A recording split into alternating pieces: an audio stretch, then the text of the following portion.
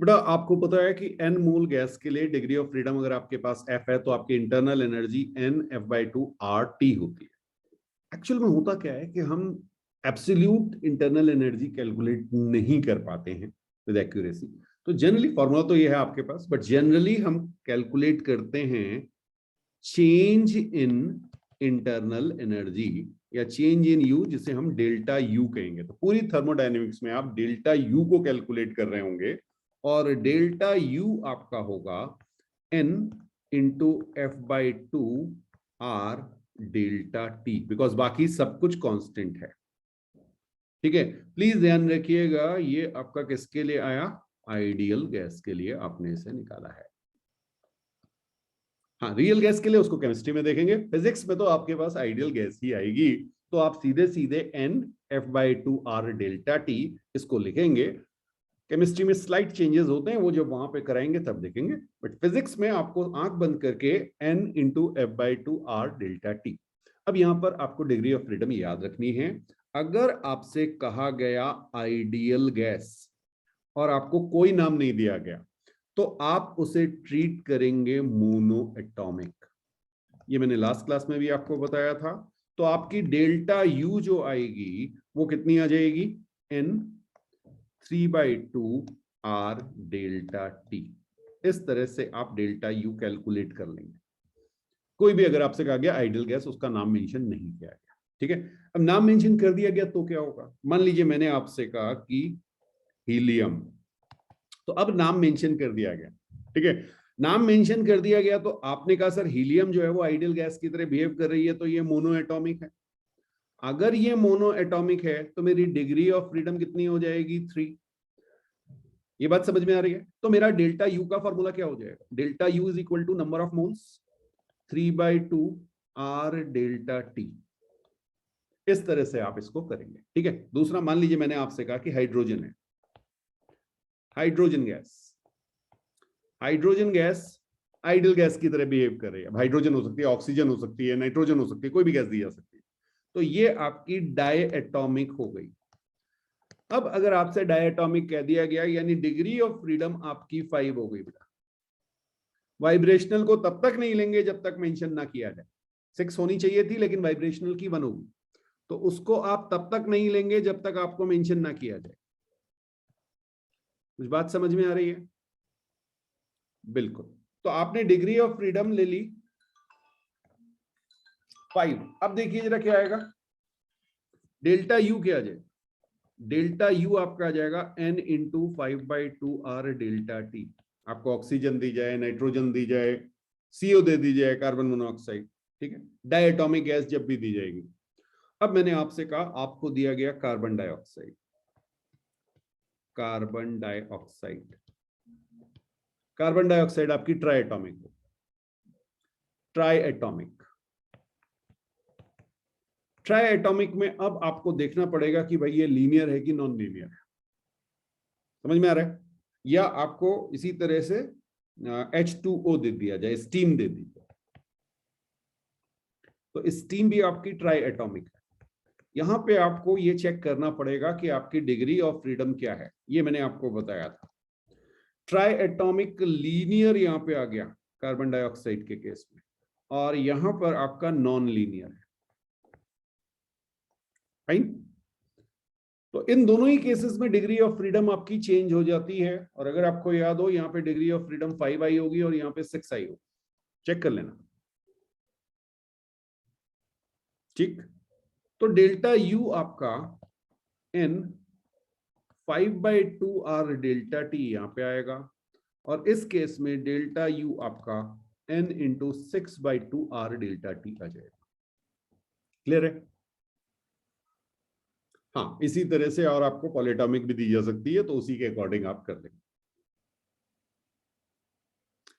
तो ध्यान आपको सिर्फ ये देना है कि आपकी हाइड्रोजन, नाइट्रोजन, ये गैसेस दी गई हैं, स्टैंडर्ड गैसेस दी जाती हैं, ठीक है। या तो आपको इनर्ट गैसेस दी जाएंगी, तो उसमें आर्गन होगी, हीलियम होगी, नियॉन, ये 3 जनरली यूज होती हैं। बट अगर आपको और कोई दे दी गई तो आप बिल्कुल पता कर लेंगे। बाकी हाइड्रोजन, नाइट्रोजन, ऑक्सीजन, ये 3 डायटोमिक के लिए यूज होती है, CO भी यूज कर लेते हैं। फिर CO2 H2O ये यूज होगी, या फिर इसके बाद अमोनिया, CH4, इस तरह से गैसेस यूज होते हैं। तो बस आपको डिग्री ऑफ फ्रीडम अगर समझ में आ जाती है, इसीलिए डिग्री ऑफ फ्रीडम मैंने आपको 2 लेक्चर में अलग अलग रिवीजन भी करा दिया था, जिससे आपको ये समझ में आ जाए कि हमें कैसे डिग्री ऑफ फ्रीडम निकालना है। वाइब्रेशनल को तब तक नहीं लेना जब तक मेंशन ना किया जाए, और जनरली मेंशन नहीं किया जाए। क्लियर है? चलिए नोट कीजिए, फिर आगे बात करते हैं। देखिए एक फॉर्मूला और है डेल्टा यू के लिए। जब आप आइडियल गैस की बात करते हैं तो डेल्टा यू के लिए एक फॉर्मूला आपका आता है एनसीवी डेल्टा टी। प्लीज ध्यान रखिएगा, आपकी कोई भी प्रोसेस हो, प्रोसेस की बात हम आगे करेंगे, लेकिन आज के बाद ध्यान रखिएगा, आपकी कोई भी प्रोसेस हो, एनी प्रोसेस, ठीक है, हाँ जरूरी नहीं कि वॉल्यूम आपका कांस्टेंट हो, कोई भी प्रोसेस हो, डेल्टा यू जो है वो हमेशा एनसीवी डेल्टा टी होगा आइडियल गैस के लिए, ठीक है, हाँ NCV delta T.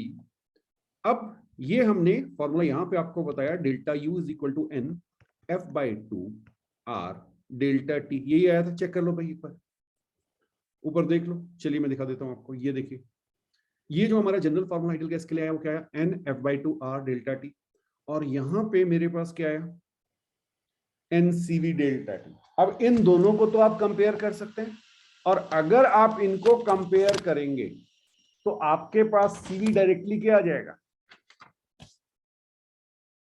CV directly क्या आ जाएगा, जल्दी बताइए, एफ बाई टू आर। ये बात समझ में आ रही है आपको, एफ बाई टू आर आपका सीवी आ गया, बिल्कुल बिल्कुल बिल्कुल। तो यहां से आपका एक फॉर्मूला बन गया, CV is equal to F by two R. अब अगर आपको कभी भी सीवी ना भी दिया हो, आपको गैस का नाम दे दिया गया, तो आप सीवी निकाल सकते हैं कि नहीं निकाल सकते? आपको डिग्री ऑफ फ्रीडम पता है, इसलिए डिग्री ऑफ फ्रीडम बहुत इंपॉर्टेंट था। कई बार होता है सर मुझे सीवी नहीं दिया, मुझे सीपी नहीं दिया, ठीक है, तो आपको अगर गैस का नाम पता है और आपको यह पता है कि वो मोनो एटॉमिक है, वो डाई एटॉमिक है, वो ट्राई एटॉमिक लीनियर है, वो ट्राई एटॉमिक नॉन लीनियर है, कोई भी गैस है, तो फिर आप उसके बारे में ये बता सकते हैं कि उसका सीवी क्या होगा। और अगर आपको सीवी पता चल गया तो आप फिर सीपी निकाल सकते हैं। सीपी आपका होता है CV plus R, CP, CP आपका होता है सीवी प्लस आर। ये केमिस्ट्री में भी बहुत यूज में आएगा, बट वहां क्वेश्चन में दिया नहीं होता, ये आपको क्वेश्चन में पढ़ के गैस के बारे में पता करके ये निकालना होता है, ध्यान रखिए, ठीक है।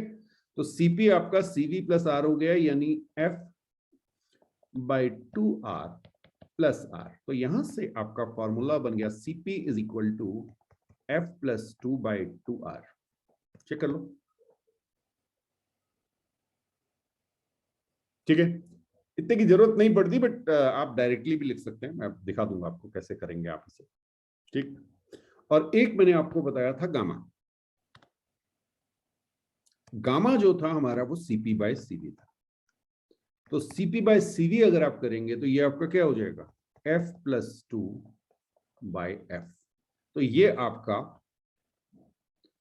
गामा आ गया, और ये आपको पता है कि हमेशा 1 से बड़ा आएगा, बिकॉज डिग्री ऑफ फ्रीडम तो आपकी पॉजिटिव वैल्यू होगी, तो ये हमेशा आपका 1 से बड़ा आना है, ठीक है। चलिए क्लियर। तो देखिए कुछ छोटी छोटी सी चीजें हैं, जैसे अगर मैं आपसे कहूं कि यहां पर सीवी, सीपी और गामा आपको कैलकुलेट करना है, ठीक है, तो अगर मैं आपसे कहूं कि mono atomic gas, mono atomic gas, चलिए एक चीज और लिख लेते हैं, डिग्री ऑफ फ्रीडम पहले यहाँ पे लिख लेते हैं। तो degree of freedom mono atomic gas के लिए आपको पता है यहाँ पे 3 है, ठीक। तो आपने कहा सर सीवी की वैल्यू 3/2r हो गई, इसमें तो किसी को डाउट नहीं। सीपी की वैल्यू 5/2r, चेक करते रहना, 5/2r, और गामा की वैल्यू 5/3 आ गई। कभी भी आपको मोनोएटॉमिक गैस दिख जाए तो ये आपको जल्दी से, जैसे जिस स्पीड में मैंने लिखा, आपको ये लिखना आना चाहिए सीधा, ठीक है। फिर आपसे कहा गया भाई डायएटॉमिक की बात कर लें, डायएटॉमिक की बात कर ली हमने, आपसे कहा डायएटॉमिक क्या, डायएटॉमिक, डायएटॉमिक में डिग्री ऑफ फ्रीडम 5 आ गई। 3 ट्रांसलेशन की, 2 रोटेशन की, वाइब्रेशनल को कंसिडर नहीं करना है। तो CV आपका आ जाएगा 5/2R। क्लियर है? CP आपका आ जाएगा 7/2R। ओके, और गामा आपका आ जाएगा 7/5। अच्छा, इसकी वैल्यू यहां पे भी लिखते रहिए, थोड़ा सा आपको डेसिमल और फ्रैक्शन दोनों में पता रहेगा। तो गामा मोनोएटॉमिक के लिए मैक्सिमम होता है, डायटॉमिक के लिए मोनोएटॉमिक से कम हो चुका है। ओके, अब जरा देखें triatomic. Triatomic linear, triatomic linear degree of freedom 5 आया था, चेक कर लो एक बार। ओके, यहां पे आपका 5/2R यानी डायटॉमिक की तरह आ गया। 7/2R, ये 7/5, ये 1.4 आ गया। ठीक है, अब अगर मैं आपसे कहूं triatomic non linear, triatomic non linear, हाँ जी, डिग्री ऑफ फ्रीडम 6 आ जाएगा, क्योंकि ट्रांसलेशनल और रोटेशनल ही देखना है। तो ये आपका आ जाएगा 6R, यहाँ पे 6/2R, सॉरी 6/2R, ये आपका आ जाएगा 8/2R, और ये आपका आ जाएगा 4/3, दैट इज 1.33। चेक करते रहो। ये टेबल आपके दिमाग में ऐसे बैठी होनी चाहिए जैसे भी मैं बना रहा हूं, बिल्कुल ऐसे ही कि आपको टाइम ना लगे इसको वहां कैलकुलेट करने में। बिल्कुल। और फिर आपका पॉलीएटॉमिक,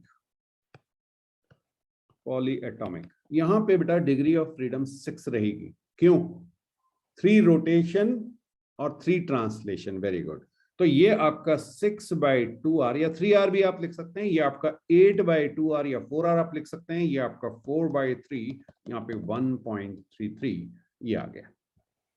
तो इस तरह से ये आपका CP, CV, गामा और F की वैल्यू, जैसे ही आपको गैस का नाम पता चले, आपको ये समझ में आ जाना चाहिए कि मेरे CP, CV, गामा की वैल्यू तो मुझे गिवन है, वो कैलकुलेट करनी आपको आनी चाहिए। तो आज यहाँ पे कंप्लीट करते हैं। नेक्स्ट क्लास में थर्मोडायनेमिक्स पे आगे बढ़ेंगे, कुछ टर्म्स और समझेंगे। इंटरनल एनर्जी को हमने डिस्कस कर लिया है, हीट और वर्क हमें समझना जरूरी है, उसके बाद हम प्रोसेसेस की बात करेंगे। तो आज यहाँ पे कंप्लीट कर देंगे।